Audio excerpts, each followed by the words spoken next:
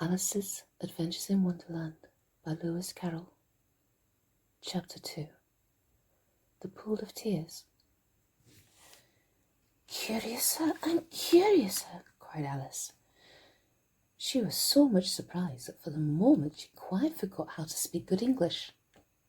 "Now I'm opening out like the largest telescope that ever was. Goodbye, feet." For when she looked down at her feet, they seemed to be almost out of sight. They were getting so far off.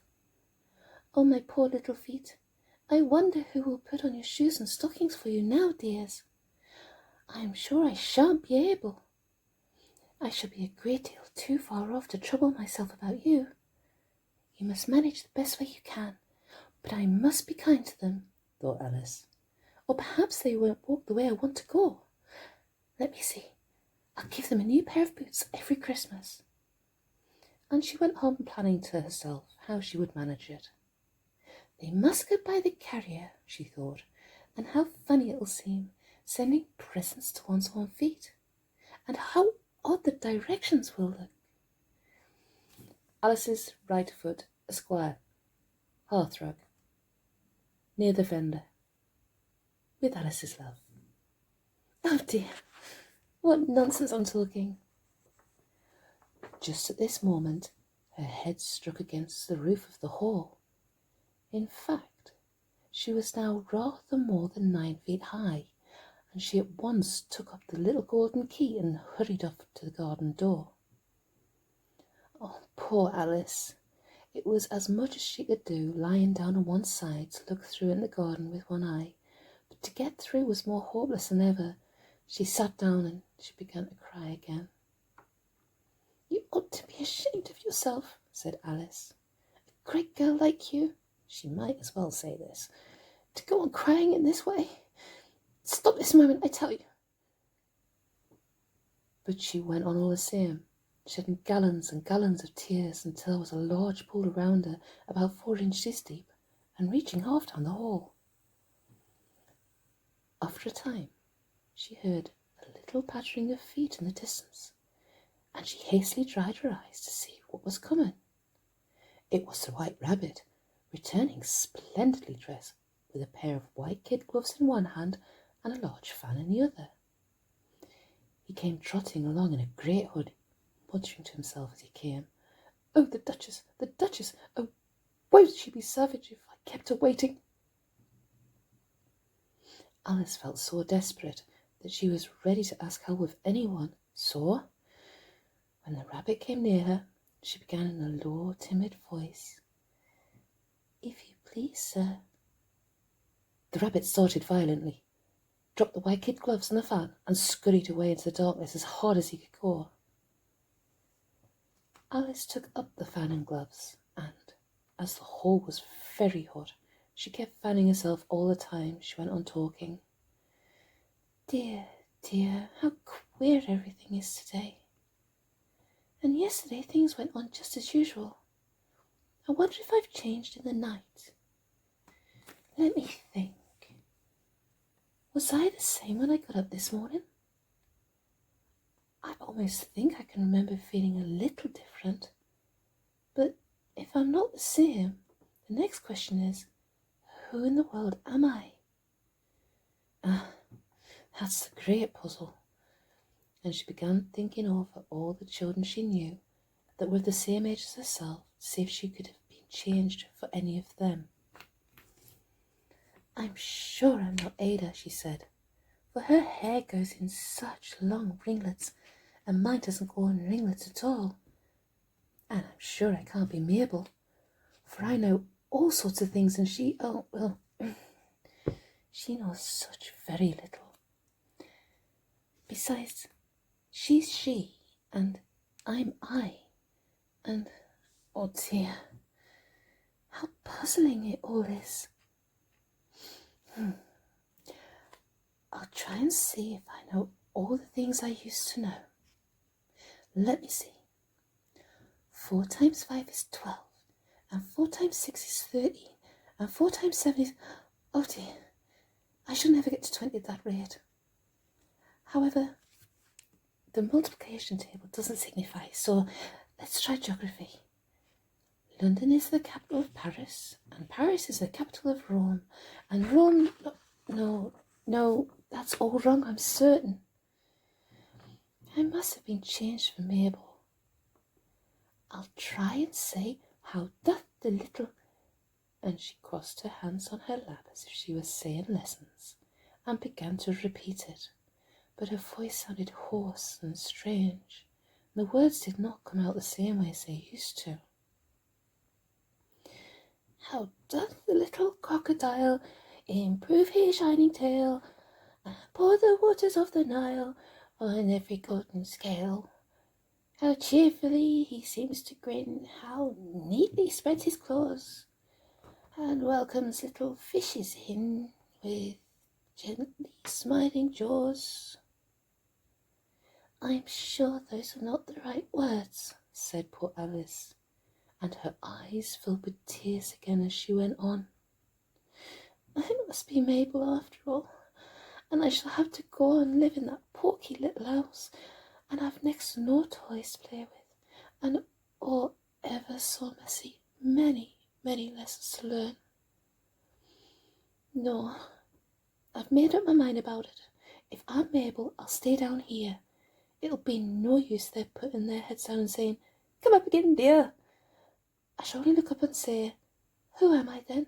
Tell me that first, and then, if I like being that person, I'll come up, but if not, I'll stay down here till I'm somebody else." But oh dear, cried Alice with a sudden burst of tears, I do wish they would put their heads down.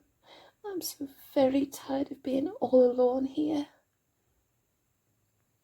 As she said this, she looked down at her hands and was surprised to see that she had put on one of the rabbit's little white kid gloves while she was talking. How can I have done that? She thought. I must be growing small again. She got up and went to the table to measure herself by it, and found that as nearly as she could guess, she was now about 2 feet high, and was going on shrinking rapidly. She soon found out that the cause of this was the fan she was holding, and she dropped it hastily, just in time to save herself from shrinking away altogether. That wasn't her escape, said Alice, a good deal frightened at the sudden change, but very glad to find herself still in existence. And now for the garden. And she ran with all speed back to the little door, but alas, the little door was shut again, and the little golden key was lying on the glass table as before. And things are worse than ever, thought the poor child, for I never was so small as this before, never. And I declare, it's too bad that it is. As she said these words, her foot slipped, and in another moment, splash, she was up to her chin in salt water. Her first idea was that she had somehow fallen into the sea, and in that case I can go back by railway. She said this to herself. Alice had been at the seaside once in her life and had come to the general conclusion that whatever you go to on the English coast, you find a number of bathing machines at the sea. Some children digging in the sand with wooden spades, then a row of lodging houses, and behind them a railway station. However, she soon made out that she was in the pool of tears which she had wept when she was 9 feet high. I wish I hadn't cried so much, said Alice, as she swam about, trying to find her way out. I shall be punished for it now, I suppose, by being drowned in my own tears. That will be a queer thing, to be sure. However, everything is queer today. Just then, she heard something splashing about in the pool a little way off, and she swam nearer to make out what it was. At first she thought it must be a walrus or hippopotamus, but then she remembered how small she was now, and she soon made out that it was only a mouse that had slipped in like herself. Would it be of any use now, thought Alice, to speak to this mouse? Everything is so out of the way down here. I should think it very likely it can talk. At any rate, there's no harm in trying. So she began. Oh, Mouse, do you know the way out of this pool?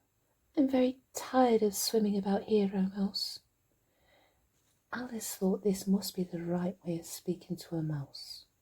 She had never done such a thing before, but she remembered having seen in a brother's Latin grammar a mouse, of a mouse, to a mouse, a mouse, o mouse.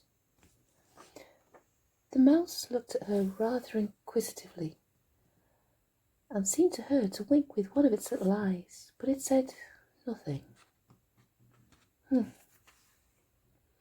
Perhaps it doesn't understand English, thought Alice. I dare say it's a French mouse come over with William the Conqueror. For, with all her knowledge of history, Alice had no very clear notion how long ago anything had happened. So she began again. Où est ma chatte? Which was the first sentence in her French lesson book. The mouse gave a sudden leap out of the water and seemed to quiver all over with fright. Oh, I beg your pardon, cried Alice hastily, afraid that she had hurt the poor animal's feelings. I quite forgot you didn't like cats. Not like cats, cried the mouse in a shrill, passionate voice. Would you like cats if you were me? Well, perhaps not, said Alice in a soothing tone. Don't be angry about it. And yet I wish I could show you our cat Dinah. I think you'd take a fancy to cats if you could only see her. She is such a dear, quiet thing. Alice went on half to herself as she swam lazily about the pool. And she sits purring so nicely by the fire, licking her paws and washing her face. And she is such a nice, soft thing to nurse. And she's such a capital one for catching mice. Oh, I beg your pardon, cried Alice again, for this time the mouse was bristling all over, and she felt certain it must be really offended. We won't talk about her any more if you'd rather not. We, indeed, cried the mouse, who was trembling down to the end of its tail. As if I would talk on such a subject. Our family always hated cats. Nasty, low, vulgar things. Don't let me hear the thing again. I won't indeed, said Alice in a great hurry to change the subject of conversation. Are you fond of dogs? The mouse did not answer, so Alice went on eagerly. There is such a nice little dog near our house. I would like to show you. A little bright-eyed terrier, you know, with such long curly brown hair. And it'll fish things when you throw them, and it'll sit up and beg for its dinner, and all sorts of things. I can't remember half of them, and it belongs to a farmer, you know, and he says it's so useful it's worth £100. He says it kills all the rats and... Oh dear, cried Alice in a sorrowful tone. I'm afraid I've offended it again. For the mouse was swimming away from her as hard as it could go and making quite a commotion in the pool as it went. So she called softly after it. Mouse dear, do come back again. We won't talk about cats, or dogs either if you don't like them. When the mouse heard this, it turned round and swam slowly back to her. Its face was quite pale with passion, Alice thought, and it said in a low, trembling voice, Let us get to the shore, and then I'll tell you my history, and you'll understand why it is that I hate cats and dogs. It was high time to go, for the pool was getting quite crowded with the birds and animals that had fallen into it. There was a duck and a dodo, a lory and an eaglet, and several other curious creatures. Alice led the way, and the whole party swam to the shore.